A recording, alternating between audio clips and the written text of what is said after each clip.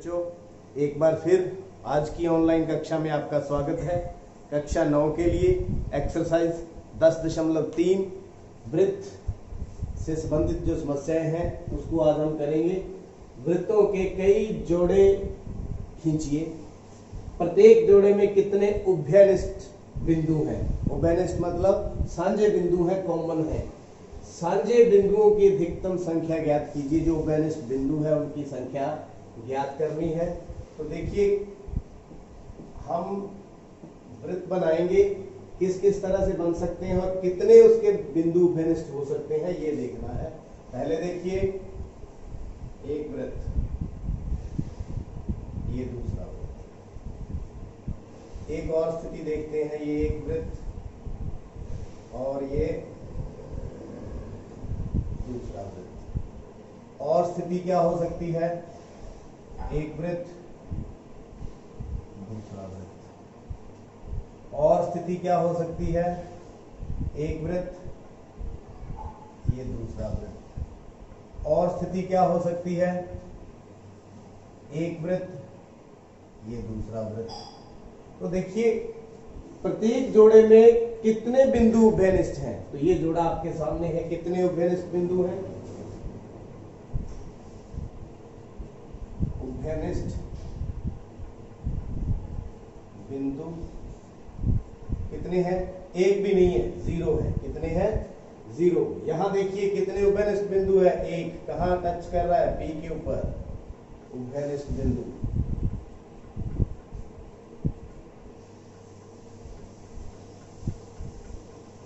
कितने हैं? एक। इसमें एक है। यहां देखिए कितने हैं?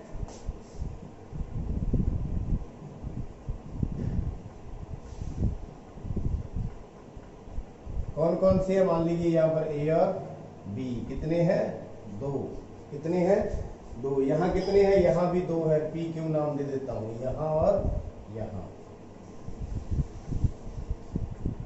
उभयनिष्ठ बिंदु कितने हैं? यहां पर भी दो। यहां कितने हैं उभयनिष्ठ साझे बिंदु? कितने हैं वृत्त के ऊपर? तो एक, जीरो। कितने हैं? शून्य। तो आप देख सकते हैं क्या कोई और स्थिति हो सकती है? और नहीं हो सकती, क्योंकि ऐसे बन सकते हैं, ऐसे बन सकते हैं, ऐसे ऐसे ऐसे। तो इसका मतलब ज्यादा से ज्यादा उभयनिष्ठ बिंदु कितने हैं? सिर्फ और सिर्फ दो। तो अधिकतम उभयनिष्ठ बिंदुओं की संख्या, अधिकतम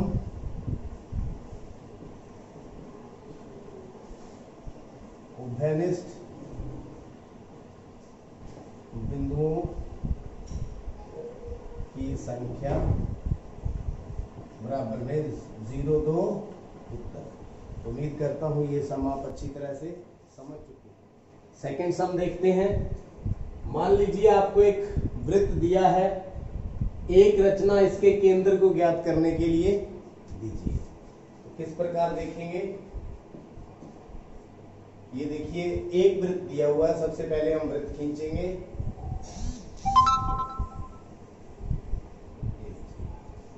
इसका केंद्र हमें मालूम नहीं है, कहां पर इसका केंद्र है। तो रचना करके लिखते हुए हम इसका केंद्र ज्ञात करेंगे। तो सबसे पहले क्या किया हमने?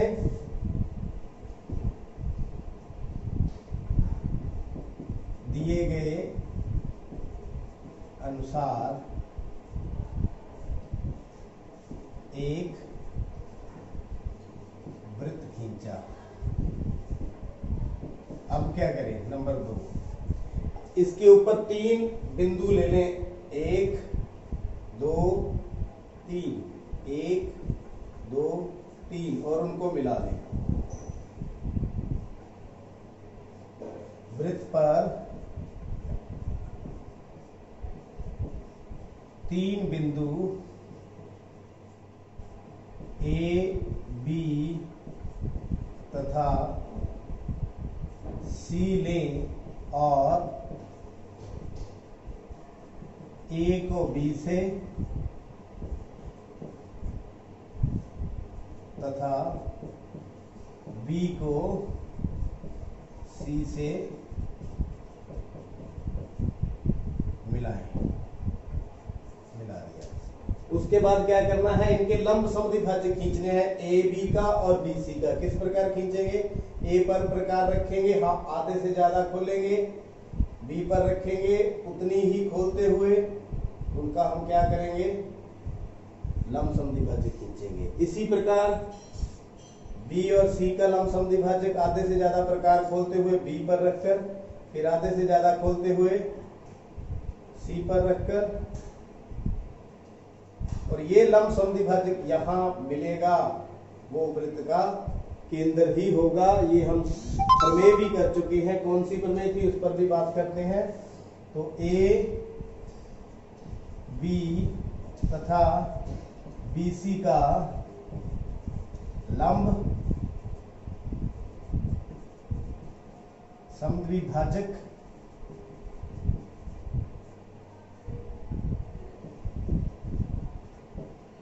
खींचे जो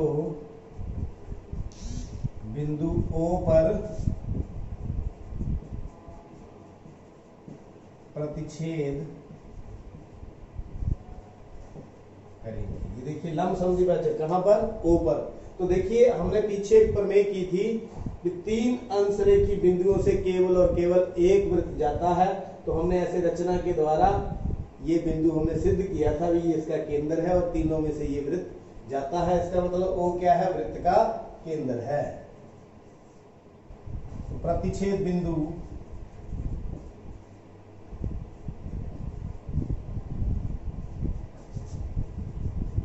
वृत्त का केंद्र O है। तो देखिए केंद्र को ज्ञात करना था, केंद्र हमने ज्ञात कर लिया। इसका मतलब ये जो रचना हमने लिखनी थी आपने इसको सीख लिया। थर्ड सम, यदि दो वृत्त परस्पर दो बिंदुओं पर प्रतिच्छेद करें तो सिद्ध कीजिए कि उनके केंद्र उभयनिष्ठ जीवा के लंब समद्विभाजक पर स्थित है। किस तरह का जो सवाल है, हमारे पास दो वृत्त हैं जो दो बिंदुओं पर प्रतिच्छेद करते हैं, ये एक और ये दो। ये इसका केंद्र मान लेते हैं O, इसका केंद्र मान लेते हैं O डैश।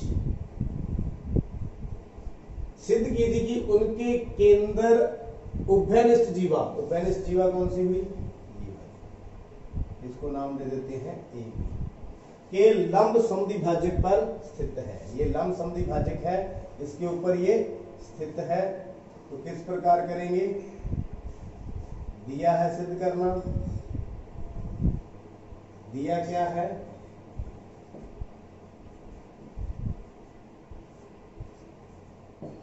दो वृत्त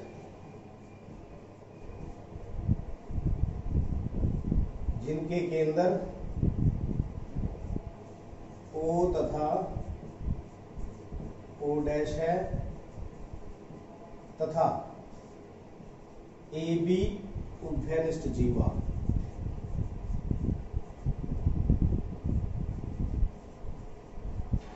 ये दिया हुआ है। सिद्ध क्या करना है,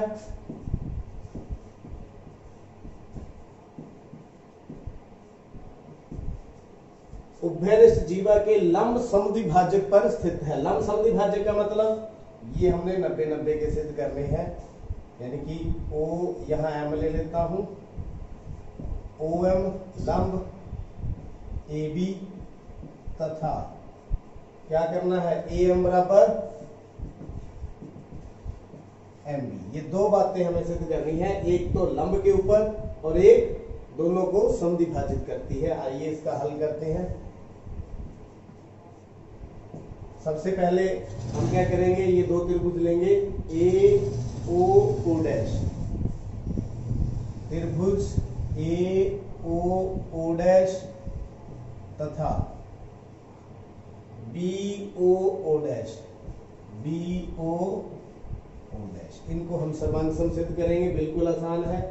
तो ओ ए बराबर ओ बी, वृत्त की त्रिज्याएं,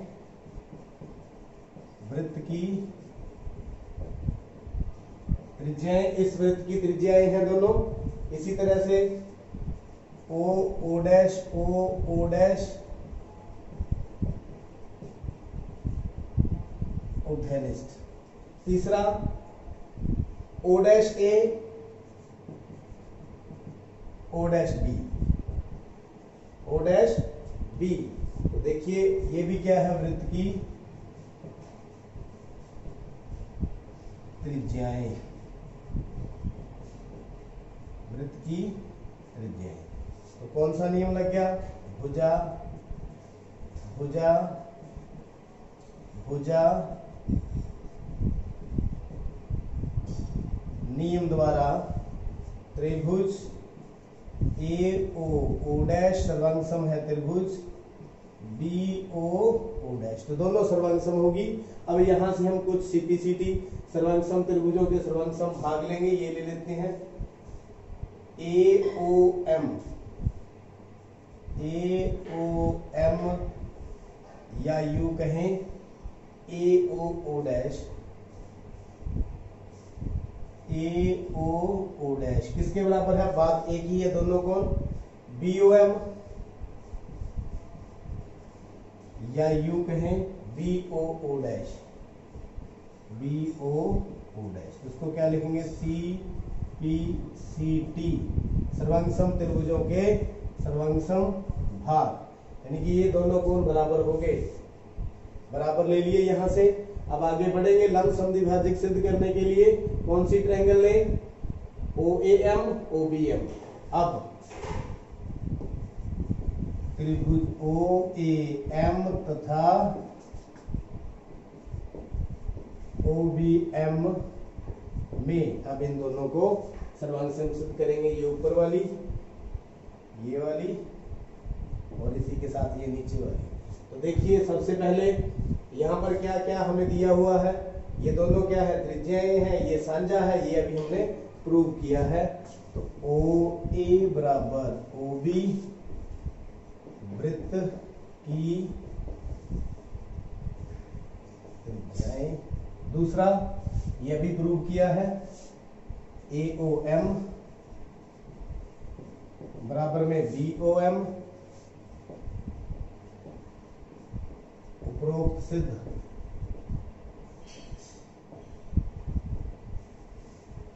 एक से तीसरा ओ एम कॉमन,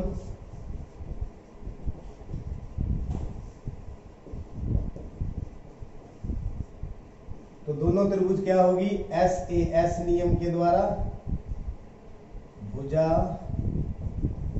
कोण भुजा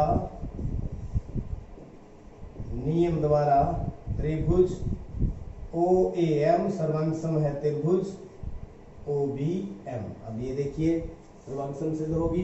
तो इसका मतलब क्या है, जो एक ए एम बराबर में बी एम और दूसरा ओ एम बी या ओ एम ए बराबर ओ एम बी, ये दोनों 90 ना, ये दोनों बराबर सी पी सी टी ले लिया। देखिए एक चीज तो सिद्ध होगी, ए एम बराबर एम बी। अब लंब सिद्ध करना है। अब ये देखिए ए बी क्या है, सरल रेखा है,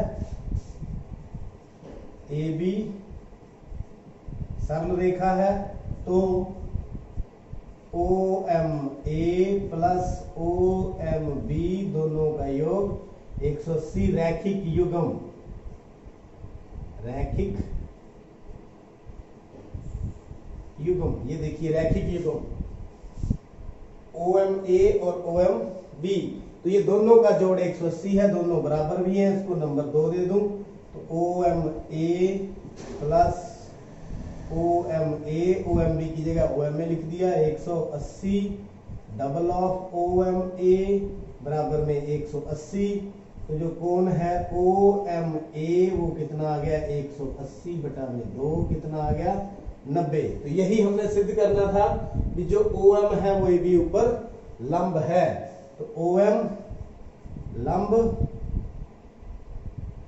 ए बी इति सिद्धम, इति सिद्धम। आप देखिए दोनों चीजें सिद्ध हो चुकी है, ए एम बराबर एम बी, दूसरा ओ एम लंब ए बी। तो उम्मीद करता हूं एक्सरसाइज 10.3 आपने अच्छी तरह से समझ ली होगी और चैनल को भी सब्सक्राइब कर लिया होगा।